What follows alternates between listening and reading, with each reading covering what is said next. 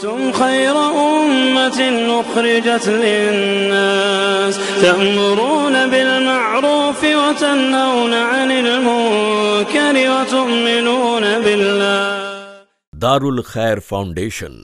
آئیے ہمارے ساتھ جڑیں اور خیر کو عام کریں۔ السلام علیکم ورحمۃ اللہ وبرکاتہ۔ نحمدہ ونصلی علی رسولہ الکریم، اما بعد۔ دارالخیر فاؤنڈیشن کے شعبے دعوت و تبلیغ میں آپ تمام سامعین، مشاہدین و ناظرین کا خیر مقدم ہے۔ موضوع ہے سرکار کی آمد، کیا غلط کیا صحیح۔ محترم ناظرین، ہم ماہ ربیع الاول سے گزر رہے ہیں۔ ماہ ربیع الاول میں اپنے ہند و پاک اور دیگر ممالک میں ایک چیز، ایک رسم جو منائی جاتی ہے، جسے عید میلاد النبی کا نام دیا جاتا ہے، اور یہ ربیع الاول کی 12 تاریخ کو منائی جاتی ہے، اور اس عید میلاد سے نبی کریم صلی اللہ علیہ وسلم سے محبت کا اظہار کیا جاتا ہے۔ آئیے ہم دیکھتے ہیں کہ عید میلاد منانا شریعت میں کیسا ہے۔ ظاہر سی بات ہے، کوئی بھی عمل جسے ہم کرتے ہیں اس کے صحیح ہونے کے لیے ہمیں نبی کریم صلی اللہ علیہ وسلم کی سیرت کو دیکھنا ہوگا۔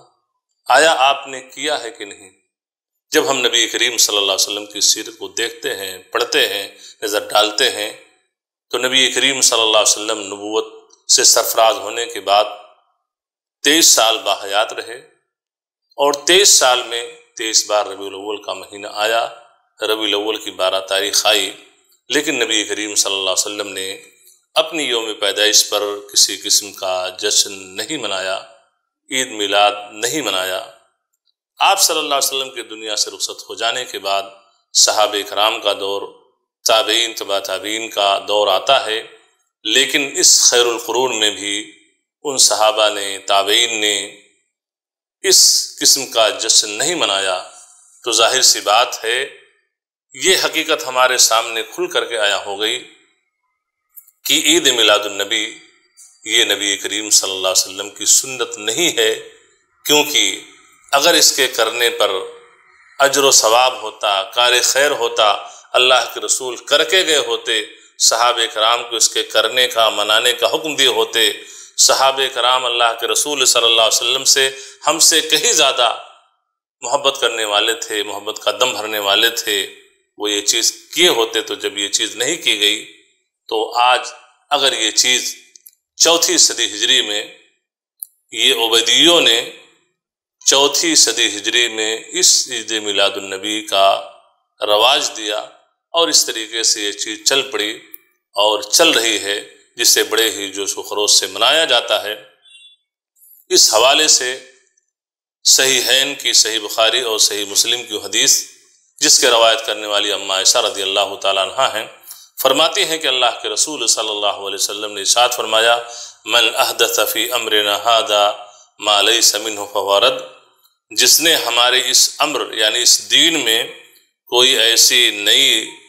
بات شروع کی جو اس میں سے نہیں ہے،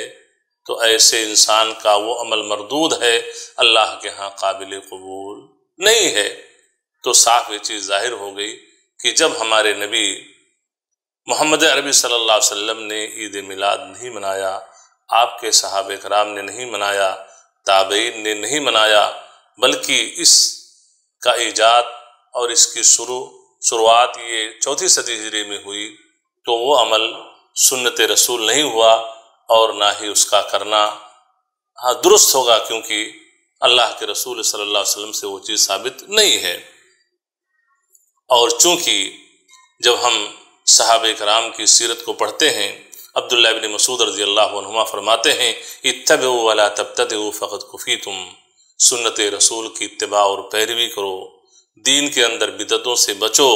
اس لیے کہ سنت رسول صلی اللہ علیہ وسلم کی اتباع اور پیروی تمہارے لیے کافی ہے۔ امام مالک رحمہ اللہ فرماتے ہیں کہ من ابتدع بدعہ یراہا حسنا فقد زعم بین رسول صلی اللہ علیہ وسلم قد خان الرسالہ، کہ جو انسان دین کے اندر کسی نئی چیز کا ایجاد کرے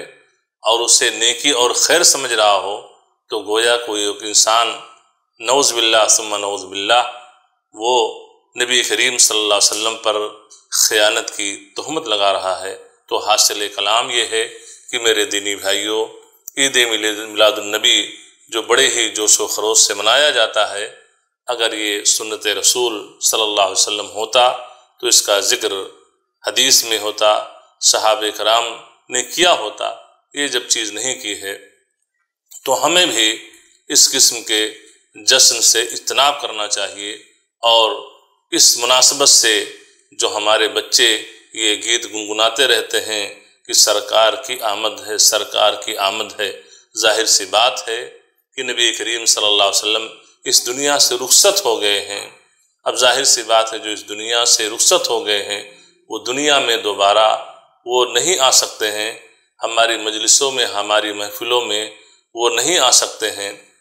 اور تو اس قسم کے اشعار بھی گنگنانے سے پرہیز کرنا چاہیے، کیونکہ شریعت اس کی اجازت نہیں دیتی ہے، اور یہ چیزیں شریعت کے کتاب و سنت کے نصوص کے منافی ہیں۔ اللہ تعالیٰ سے دعا ہے کہ اللہ تبارک تعالیٰ صحیح سمجھ کی توفیق عطا فرما، اور ملت اسلامیہ کے ہر فرد کو سنت رسول صلی اللہ علیہ وسلم کی اتباع اور پیروی کرنے کی توفیق عطا فرما، اور ہر قسم کے باطل رسم و رواج سے بچنے کی توفیق عطا فرما۔ وصلی اللہ علیہ نبینا محمد وعلی آلہ وصحبہ وسلم۔